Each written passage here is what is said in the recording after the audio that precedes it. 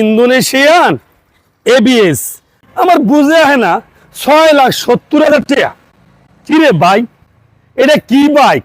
এই বাইকটার ভিতরে আছেটা কি?